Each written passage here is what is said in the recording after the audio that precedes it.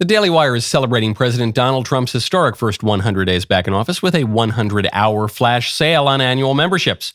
Go to dailywire.com, use code DW100 to join now. Elon Musk just gave a nonverbal ALS patient the ability to speak by sticking a computer chip in his brain. Is the South African billionaire a world historic humanitarian, or is he, as others are suggesting, the Antichrist? Also, turning to Elon's more mundane task of cleaning up the government, have your tax dollars been funding George Soros' left-wing activism all around the world? We got the receipts. I'm Michael Knowles. This is The Michael Knowles Show.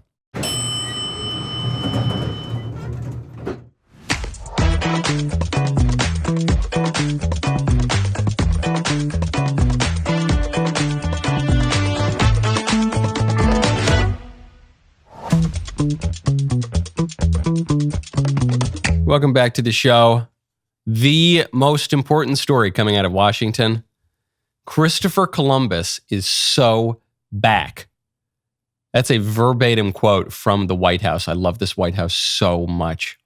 And I love Christopher Columbus so much. And it's very important to our political order that Christopher Columbus is back. We'll get to that in a moment. First, though, not only am I done with all this anti-Christopher Columbus sentiment, I'm done with debt.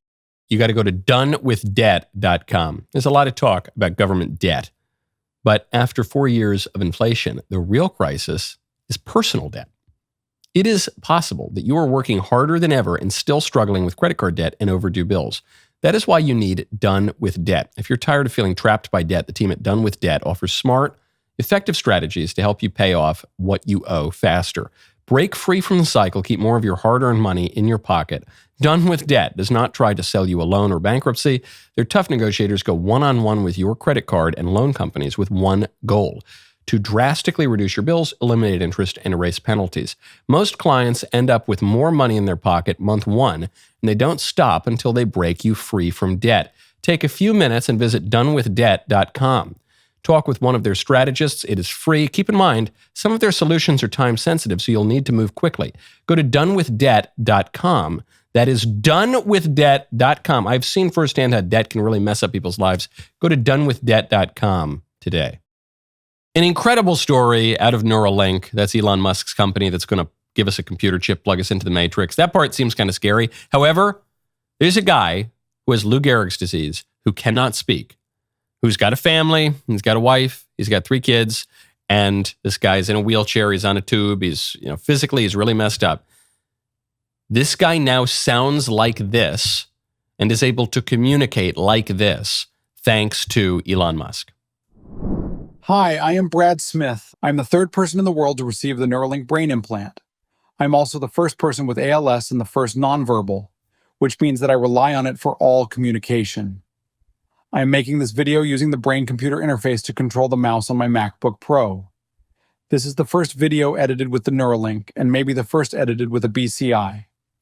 This is my old voice narrating this video, cloned by AI from recordings before I lost my voice. Before Neuralink, I had to use an eye gaze control computer for all communication. It is a miracle of technology, but it is frustrating. It works best in dark rooms. So I was basically Batman. I was stuck in a dark room. Neuralink lets me go outside and ignore lighting changes. The implant is in my motor cortex, which is the part of my brain that controls body movement. The actual implant is the size of 5 US quarters in a stack. It goes on. I encourage you to watch the whole video. Goes on for minutes where he's just describing how Neuralink works. He says, it doesn't read my deepest, darkest thoughts. Don't worry. If you're in the market for a Neuralink, it's not going to just start blurting out what you think about that jerk. You're like your brother-in-law who you don't like, or that, your colleague who you think is hot or whatever. It's not going to start blurting that out. It's controlled. It's done in a more controlled way, but it is this absolute marvel of technology. And it raises questions for people. Is this ethical? There are very, very serious questions about technology like Neuralink, about transhumanist technology. Very serious ethical questions that could compromise human dignity, potential abuses, ways in which this could be profoundly immoral. However, I think it is pretty clear that this use of this technology is pretty morally sound. And I'll have a real moral philosopher or theologian weigh in if I'm getting something wrong here. But the key distinction would be, in this case, the technology is being used to rectify a defect. So we all have various defects. It's a fallen world. We have imperfect bodies, and we live in an imperfect society and imperfect environment. So if you use the technology to rectify a defect, that is to say, to restore something like your speech to its proper functioning, that would be, generally speaking, morally licit. Where it would become immoral is if you used this technology to augment human capability. So if you used the very same technology, not to restore human powers that had been lost, but to surpass human powers. You get a computer chip in your head so you can reason, 1 million times faster than the average human, where we cease to be Homo sapiens and become something like Homo Deus, to use the language of the liberal writer Yuval Harari, the transhumanists who are looking forward to shuffling off this mortal coil and uploading our consciousness to the cloud or something like that. That would be immoral. That would compromise human dignity. That would be terribly unethical. However, in this case, if we use the technology to help people who are sick to restore their functioning as humans, I think we're in relatively safe territory. It's a little spooky. It's kind of Brave New World, but that is just a marvel. The ability for this man to communicate with relative ease with his family, with his own voice, not even the Stephen Hawking, like beep, boop kind of voice. That's pretty amazing. The question is, do we have the moral guardrails anymore to prevent abuses? Do we have the moral guardrails and discipline to say, all right, we will go this far but no further. We will go this far toward rectifying imperfections. We'll go this far toward just treating people with Lou Gehrig's disease, for instance. But we won't go further into augmenting human potential and seriously compromising human dignity. Now, speaking of human potential, there's one story I have to get to very quickly because my producers are making me. In a fight, would one gorilla defeat 100 human beings, or would 100 human beings defeat a gorilla? A stupid question, a stupid internet meme, and my producers are making me waste precious time on this show discussing apparently the most important question of the week. But this is not a difficult question. It hinges on only one aspect of the hypothetical. Do the humans get to use weapons or not? If the humans use weapons, then you don't need 100 men to defeat the gorilla. You just need one man.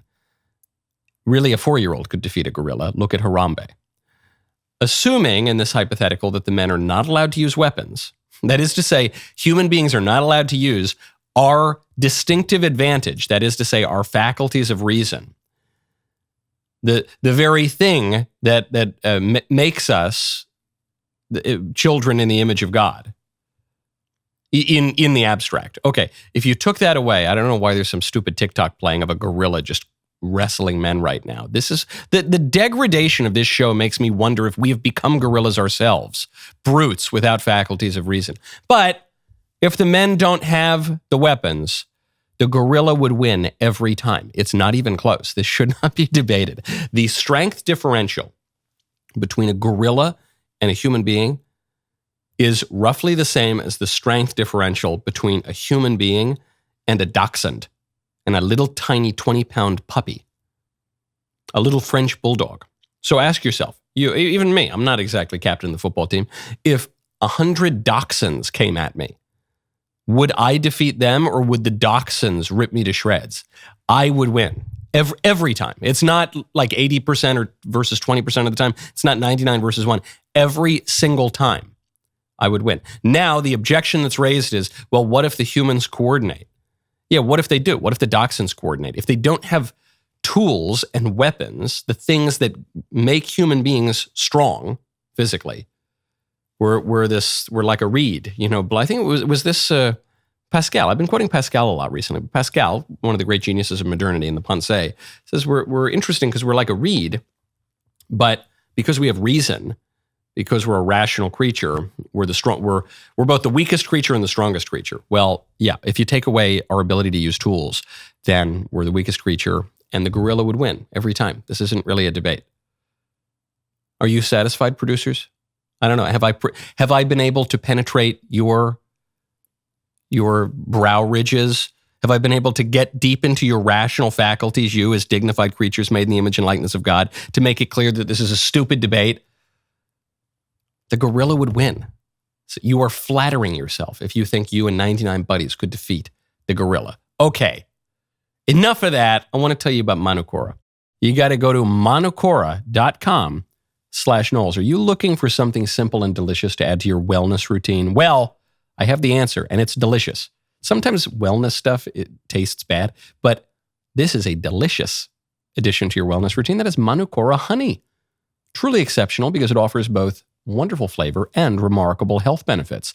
This rich, creamy honey is ethically produced by master beekeepers in New Zealand's remote forests, where bees collect nectar from the native Manuka tea tree.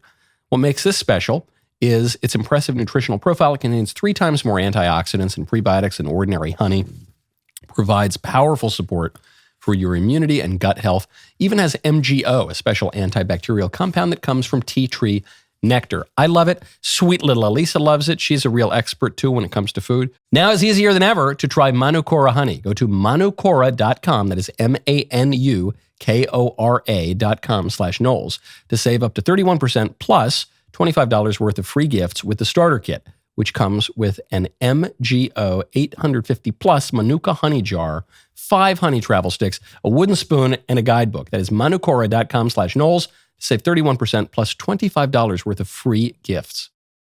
Very excited also to tell you about, okay, it's Easter time, Lent is over, we're moving into spring, and we are launching the new Michael Knowles candle, Wildwood Days. Go to thecandleclub.com. Wildwood, it's a town down the Jersey Shore. Here's a little TMI. It's where I was conceived.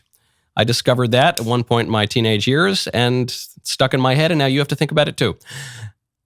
I had my first cigar down in Wildwood. Oh, those Wildwood days. Wildwood days. Nice, nostalgic trip down to the shore during the height of the American Empire. Great time for you to stock up on your Wildwood days. A nice little saltwater taffy kind of candle. Thecandleclub.com. Get it right now. It's got a little bit of orange, got a little bit of that salty sea air. Thecandleclub.com/Knowles. Has your tax money been used to fund George Soros? George Soros, billionaire, hedge funder, broke the Bank of England. George Soros is the most prominent left-wing donor on planet Earth. He's got enough money of his own, and yet your taxpayer dollars have been used to fund his leftist organizations that have in turn used that money to destroy your country. This is not my discovery. This is the discovery of the Media Research Center. Great work here, showing that the U.S. government has given $11 million directly to George Soros groups, not just indirectly. Remember, when Elon went into USAID, Elon and Doge go in and they find a lot of corruption. They see things like the U.S. government giving money to the Tides Center. The Tides Center, which does work overseas, but the Tides Center which also funds Black Lives Matter in the United States, which then extorts money and political concessions from politicians and extorts corporations and burns your neighborhood down. So there you saw a really clear example of the government taking your tax money, laundering it through some NGO, sending it right back into your neighborhood through the most radical, explicitly Marxist activists of BLM, burning your neighborhood down, screwing up your political order, taking more money from you so that they could do it all again, rinse and repeat. Well, here, we don't even have an indirect link. We have a direct link to George Soros, $11 million. So the Open Society Foundation, which is George Soros's big organization, they said back in February 12th, the claims that the Open Society Foundations founded by George Soros received funding from USAID or direct the funding of a multi-billion-dollar U.S. government agency are manifestly false. Okay, MRC looks into this, discovers that the State Department and USAID, which is now part of the State Department, committed $11 million, $11,091,856 to be precise, in grant money from 2007 to 2014 for the Open Society Institute and the Alliance for Open Society International, which is the legal operating name for Open Society Institute Baltimore, which later announced that it was closing down a couple years ago. Over $8 million of that money was from the State Department to the Open Society Institute International for the purpose of administering the Muskie Freedom Support Act Graduate Fellowship Program, blah, blah, blah. All these little grants, all these little programs, all these little upshot is your tax money was going directly from a U.S. agency to George Soros. Now, you're going to look at this and say, well, it's only $11 million bucks. To some of us, $11 million is still a lot of money. But you say, well, for the U.S. government, that's not a lot of money. You know, we live in the era of multi-billion dollar presidential campaigns. So $11 million is not a lot of money. What I'm pointing out here is MRC did one investigation into one agency and found $11 million going straight to George Soros. You think that's it? You think that's the whole story? I think that's the tip of the iceberg. I was having lunch with a friend of mine who is very intelligent, very well educated, very plugged in to political realities. This was a week or two ago. He says to me, Michael, I got to know, do you think, are we just funding the Democrats, our tax dollars? I said, what do you mean by that? He said, well, the Democrats have had a fundraising advantage at the presidential level since 2008. Since 2008, Democrats have been out fundraising Republicans by hundreds of millions of dollars every cycle. Now, sometimes we win the election, 2016, some would say 2020, but certainly 2024. Sometimes we win the election, sometimes we lose the election. But the Democrats have been outraising the Republicans every cycle by hundreds of millions of dollars. Is it just that they have more billionaires than we do? Maybe, but we have billionaires. Is it just that they have more fired up grassroots activists? I don't think that's really it. We won the popular vote this year, we the Republicans. Or is there some funny business going on with the money? At the time I said, gee, I really don't know. I mean, could be. There's a lot of corruption. There's a lot of graft, especially in USAID. Elon just showed that. But then I look at something like this. $11 million bucks just straight to George Soros. George Soros, the biggest left-wing election funder on earth, private citizen. $11 million. That is scandalous. But the real scandal is the open question. How much more of your taxpayer money was going straight to the Democrats?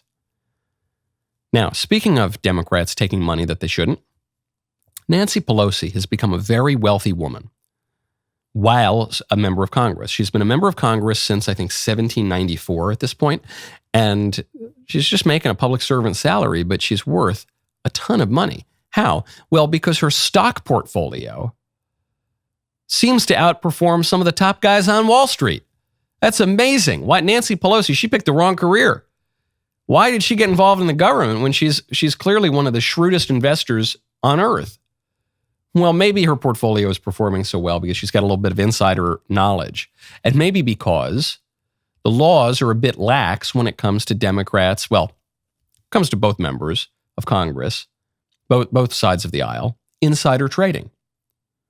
So Senator Josh Hawley has just proposed maybe my favoritely named act ever in Congress. You know, members of Congress love a good acronym or initialism. The Patriot Act, the SAVE Act, they always fill it in with some great acronym or initialism. Well, in this case, Senator Hawley is proposing the Pelosi Act, the Preventing Elected Leaders from Owning Securities and Investments Act.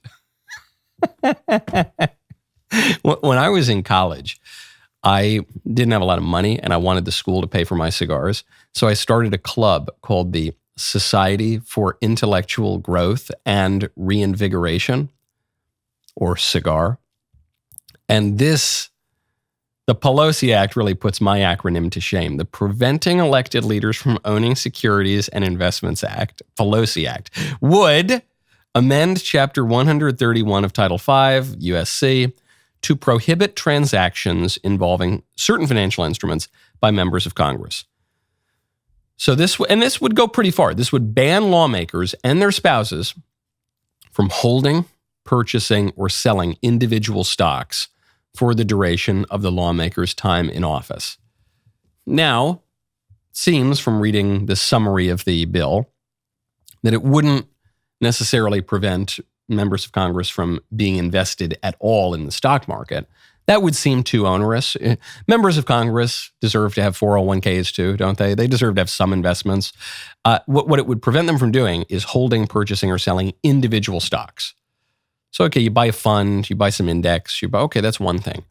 But you don't want Nancy Pelosi going in there, buy, sell from the floor of Congress because she just got some insider info and she wants to make another $50 million. That seems quite reasonable. This is really important because of the seriousness of public corruption.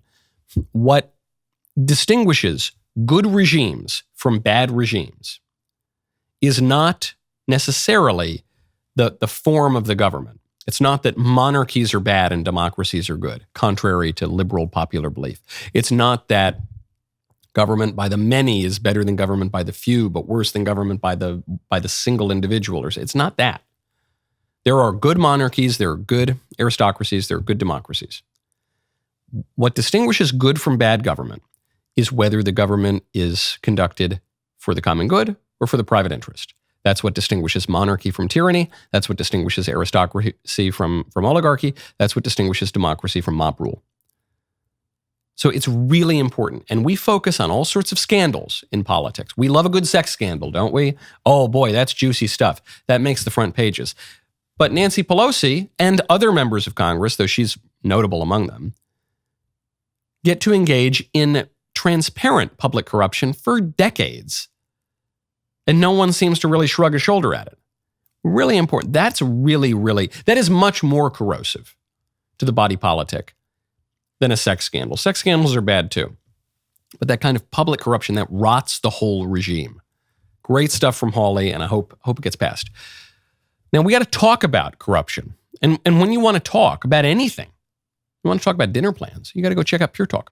Go to puretalk.com/Knowles. As Doge continues to cut the fat from decades of bloated government spending and corruption, Pure Talk, a cell phone company that I use all the time, is cutting the fat from the wireless industry. That's right. Pure Talk says, I don't think so, to $100 a month cell phone plans. That is wasteful. That is irresponsible. Instead, they're offering America's most dependable 5G network and America's most sensible prices. Listen to this. Unlimited talk, text, and 15 gigs of data, plus mobile hotspot for just $35 a month.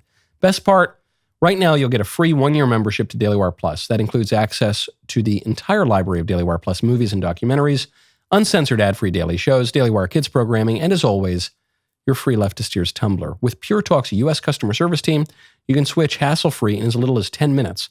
You don't need Doge to cut the fat from your wireless bill. You need Pure Talk, okay? I love Pure Talk. People hear me when I say it's the most dependable 5G network. They think I'm saying it's a very good 5G network. I'm saying it is the best, the most dependable one, the same one. You're just going to save a lot of money. Go to puretalk.com/Knowles. Switch to Pure Talk at puretalk.com/Knowles today. Get a year of DailyWire Plus for free with a qualifying plan. Pure Talk Wireless by Americans for Americans. Speaking of unpopular Democrats, there's a poll out here from The Economist and YouGov. Shows that most Democrats want Kilmar Abrego Garcia brought back to the U.S. Kilmar Abrego Garcia is that guy who is probably a member of MS-13 and has weird gang-looking tattoos and had a court-protected order filed by his wife because he beat her, allegedly. And, in the words of Democrats, he's just a Maryland dad.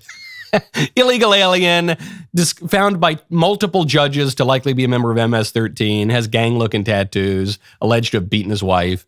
Or, as the mainstream liberal politicians say, just a nice Maryland daddy, you know? He's dropped out of the news because the leading Democrat politicians realize this is bad. This is not a good issue. Senator Chris Van Hollen from Maryland flew down, had a nice romantic lunch with this gangster in El Salvador, and it didn't play well in Peoria. So the Democrats at the national level have dropped the Kilmar, Abrego, Garcia thing. However, according to this poll, most Democrats want him brought back. 87% of Democrats want him brought back to the United States. Only 6% say that he should not be. Most Republicans, of course, say he should not be brought back to the United States. Independents are split, and the lion's share of them, 27% of them, are unsure because they don't know. The ones who believe what the establishment media have been saying about Kilmar, Abrego, Garcia, they're more on the fence. Maybe he should be brought back. The ones who know the facts of the case realize this gangster should be stuck in El Salvador. Even if he hadn't beaten his wife, even if he hadn't been a member of MS-13, he's an illegal alien and he shouldn't be in the country. But when you add in all these other factors, the guy obviously should stay in a prison in El Salvador. So, where does that leave the Democrat politicians? They're torn between what most people want, what common sense says, what the median voter says, and what their base wants. The Democrats, they just have this problem. They have lost the common sense. Most people don't want husky fellas going into the girls' bathroom. Most Democrats do. And if you're a Democrat politician, you could say, it's very easy for Republicans and independents and moderates to say, well, look, obviously the Democrat should just do what most voters want and what common sense says. But it's not so easy because that Democrat politician has to answer to the donors and he's got to answer to his base, and he won't get through a primary if he opposes the Democrats on issues like migration, on issues like crime, on issues like transgenderism, on issues like Israel-Palestine, which is another issue where the Democrat base is not where the median American voter is. So the Democrats, I sympathize with them. I'm glad they're in this terrible position.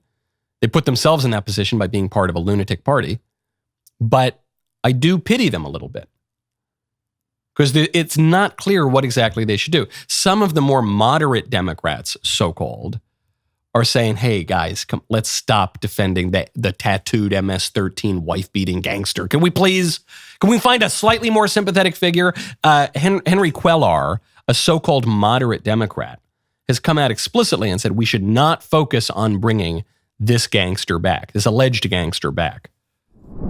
This is not the right issue to talk about due process. This is not the right case. This is not the right person to be saying that we need to bring him back to the United States. I understand the arguments about due process, but this is not the case to fight on. Democrats should not take this issue. Okay, so he's obviously right about this. He's speaking on Brian Kilmeade's show on Fox News Radio. So it's a show that has a largely conservative audience. And he goes on some of the right-wing channels. So he's considered a moderate Democrat. That guy voted with Joe Biden 96% of the time. Okay? So don't try to write this guy off as, he's like Joe Manchin. Joe Manchin, who also voted with Biden a lot of the time. But, he's a moderate Democrat. He's a dino. He's a Democrat in name only. This guy voted with Biden 96% of the time. He just happens to realize that when a political party goes all in against the popular vote, goes all in defending a wife-beating gangster, part of a group that's identified as a foreign terrorist organization, it's probably not going to do well at the ballot box. And yet he's basically the lone Democrat admitting that in public. You'll notice, after more information came out about this illegal alien, the Democrats suddenly stopped the cause célèbre. After Chris Van Hollen's disastrous romantic voyage to El Salvador to, rub this guy's hand and, caress his hair, Democrats realized, okay, this isn't playing, we're going to drop it. But the base hasn't dropped it. That's the problem. The base still wants it. So even during the election, I remember this on a little bit transgenderism, especially on Israel-Palestine. Democrats were saying, yo, man, be cool. Be cool on this issue. It's not playing well with the mainstream electorate. And what happened? The Democrat activists, the base, throw on their kefias and they go into the wrong bathroom. They just can't help themselves. Which means that the Democrat mainstream politicians right now can't help themselves either. Now, on the issue of deportations, mass migration, The Trump administration is in a tough spot too. The Department of Homeland Security just released recent deportation numbers. Since January 20th, DHS says that ICE has arrested over 151,000 illegal aliens and deported more than 135,000 illegal aliens, which is great. That's more illegal aliens than I've ever arrested and deported. But do the math. If we're talking about 135,000 deportations, then we're talking, if you just extrapolate that to the rest of the year, this is the first 100 days of the Trump administration. If you multiply that by a little over 3, then we're talking about a little under 500,000 deportations per year, which means that over the course of President Trump's second term, you'll get a little under 2 million deportations in 4 years, which is between 12 and 18% of a conservative estimate of the total illegal aliens in the country. There are an estimated 11 to 16 million illegal aliens in the country. If you deport a little under 2 million of them, you've deported 12 to 18%. It's not enough. It's a lot. I'm not knocking Trump for that. It is hard to deport 135,000 people. But it's not enough. I do not point this out to suggest in any way that the Trump administration isn't doing enough. The Trump administration is doing more than any administration, certainly in modern American history, maybe ever, on all of these different fronts, doing more than I even expected them to do. And I've voted for President Trump 3 times now, and I expected a lot of them. I mention it to show you the sheer enormity of the problem. The sheer enormity of 11 to 16 million illegal aliens. And the enormity of one of the 2 major political parties in the United States crying and wringing its hands and gnashing its teeth when you deport even the very worst of them. Chris Van Hollen is not flying to El Salvador to have lunch with sweet little abuela who's committed no worse crime than making nice tacos for her grandkids on Saturdays. Chris Van Hollen is staying up at night, tossing and turning in his bed because he can't stomach the fact that we've deported a tattooed MS-13 gangster who probably beat his wife, according to court filings. Okay, that's the degree of obstruction and intransigence that you're talking about from one of the 2 major American political parties, which no longer has much popularity at all, but which does still have some political power. So even with the Trump administration working as fast as it is possible to work, we're all cylinders firing here. We're talking about 500,000 a year or less deportations. There needs to be, you need to don't call the Trump administration. They know what they want to do. Don't call your Republican representatives unless they're squishes. Call your Democrat congressman, call your Democrat senators. Say, we want many more deportations. You're not deporting enough. Call Chris Van Hollen's office. Say, enough of the romantic lunches with the face-tattooed gangsters. Deport these people, at least at double the rate. If you deported people at double the rate that we're seeing under Trump, you would still not be deporting even 40% of the illegal aliens who should not be in our country. You might not deport 30%. You might not deport 25% for that matter. Folks, the countdown is on. The Daily Wire is celebrating President Donald Trump's historic first 100 days back in office with a 100-hour flash sale on annual memberships. 100 hours only. The clock is already ticking. Donald Trump is laying a new foundation for America. It's up to people like you and me to help build the future of this country. Go to dailywire.com, use code DW100 to join the fight. My favorite comment yesterday is from the Drummers Workshop Norms Music. I actually didn't look at this, so this was selected by the producers today, and I'm already questioning their judgment because they made me do that stupid gorilla story. So what is the comment? They say, the party of men can wear dresses is criticizing Trump's blue suit. Well, that figures. Fair enough. Okay, that's fair enough. I'd be curious to see the other comments. I don't know if it's my favorite, but it's fine. It's a good point. It's a good point. Folks, as the air softens, the days stretch into golden hour, there is no finer companion than a beautiful, delicious, peerless Mayflower cigar. Mayflower's 4-cigar Robusto sampler is absolutely beautiful.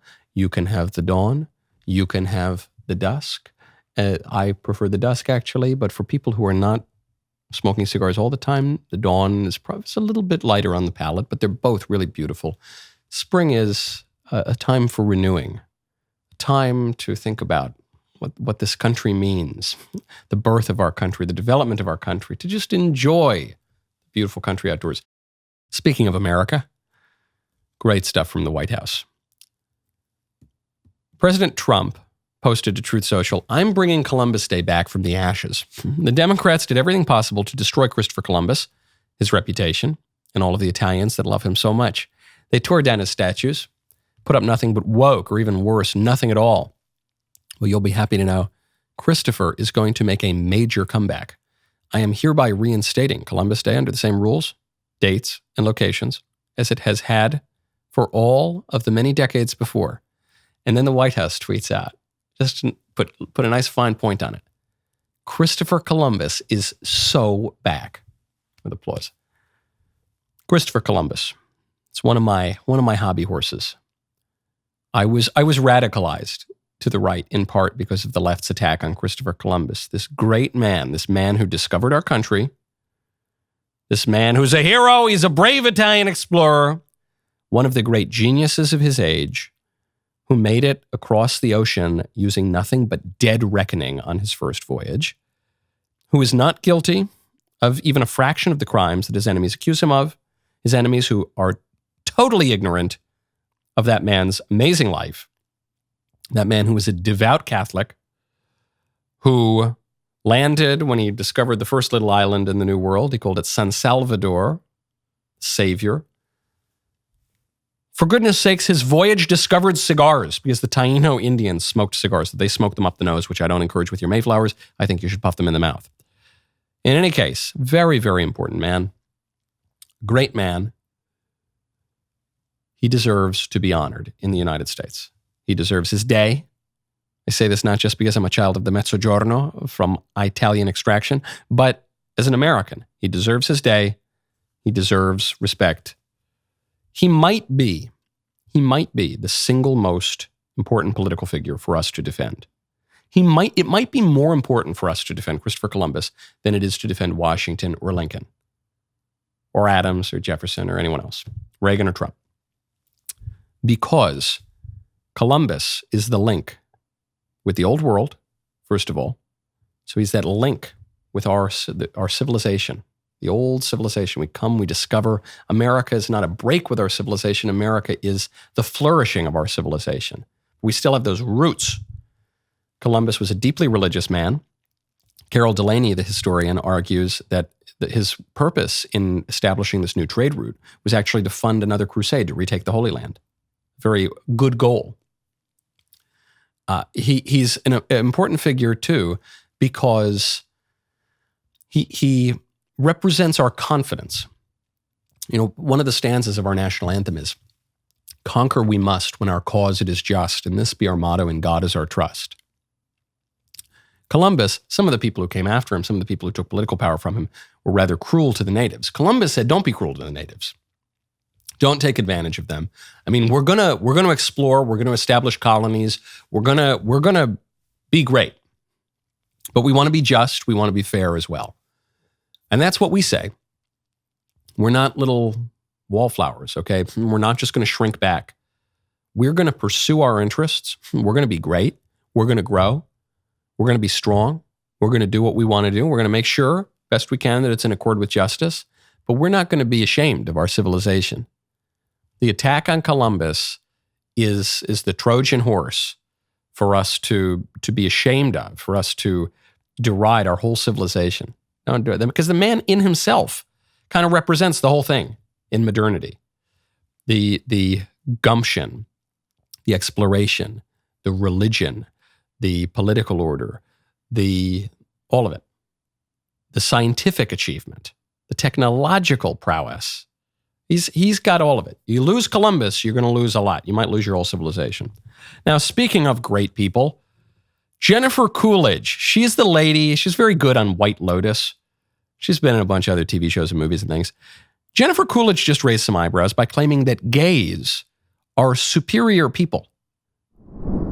Well, how's the gay fan base different than any other fan base? What do you love about having them love you so much? I think it's just sort of. Well, I think maybe heterosexual people are more self-conscious. I think gay men and gay women just let loose and have a blast. They know how to have a really fun time, and they're really original. You know, they come up. They're I don't know, just superior group of people. They're superior. Is that even the specific claims she's making here are not true? She says they're just less self-conscious. That isn't true. Self-identified gay men and women are much more likely than heterosexuals to report anxiety and depression and suicidality. So even that claim isn't true. The notion that gays are so original. Sometimes they're just derivative carbon copies of Paul Lynde. Okay, they're just kind of performing a stereotype of what people think a gay guy is. That's how they get the voice. So it's not, this is taking it too far. This is like when a white guy, instead of just saying, oh, I don't hate black people. Yeah, some of my friends are black. Instead of saying that, when they say, oh, I actually, and the white liberals would do this a lot. I actually much prefer black people to white. I hate white people, actually. The black people are much better than white people. You say, oh, are you going a little You don't need to say that black people are worse than white people, but you also don't need to say black people are better than white people. You can just kind of be normal if you want. Like when it comes to the LGBT LMNOP, you don't need to throw them off rooftops, okay? You can be kind of chill. You don't need to send the purity police to their homes, all right? You can be normal and just recognize some people, sometimes they act a little light in the loafers. There is such a thing as San Francisco and the United Kingdom. Okay, people behave in weird ways sometimes and whatever. You don't need to be the Taliban, but likewise, you don't need to say it's good. You don't need to say this should be encouraged. Ah, yes, there is no greater way of life than to, go down to West Hollywood or the Village every night and go to, gross bars. No, I don't think so. You can just say, hey, it's all right. We're just going to be normal. We're going to have moral standards. We're going to have some degree of tolerance and a little bit of levity in life, but you don't need to just this constant, no, actually, whatever is normal, that's bad. And anything that is aberrant or subverts normality, that is good and superior.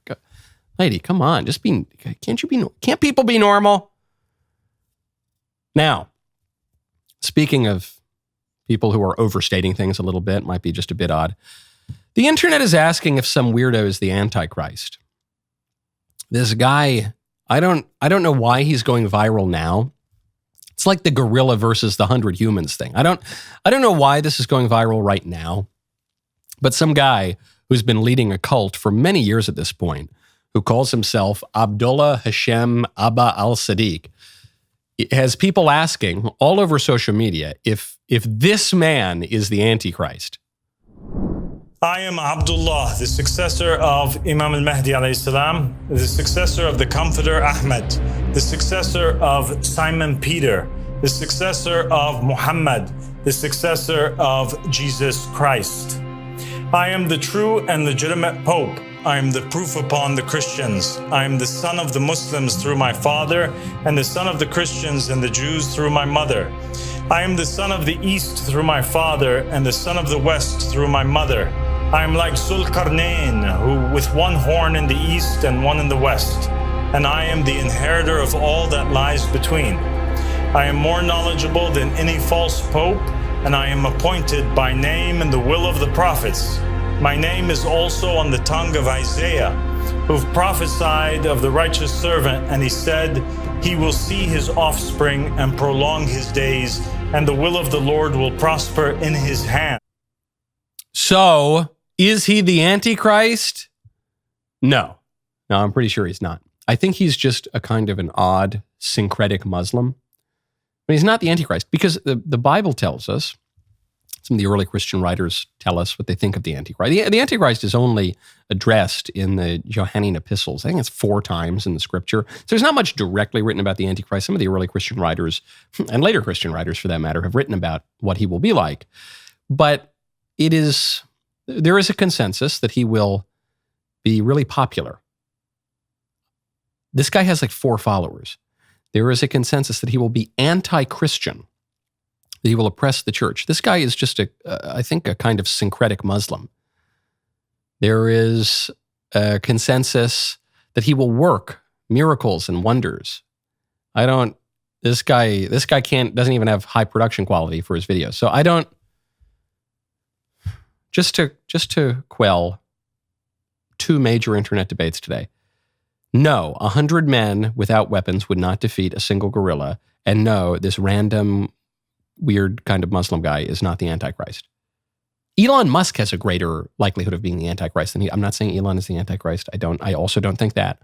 But I'm just saying it would be much more a person like Elon Musk than like this random eccentric Muslim guy. Ridiculous. You know what else is ridiculous? Some of the jokes on Tee Tuesday, which is coming up right now. The rest of the show continues now. You do not want to miss it. Become a member and use code Knowles, Knowles, at checkout for 2 months free on all annual plans.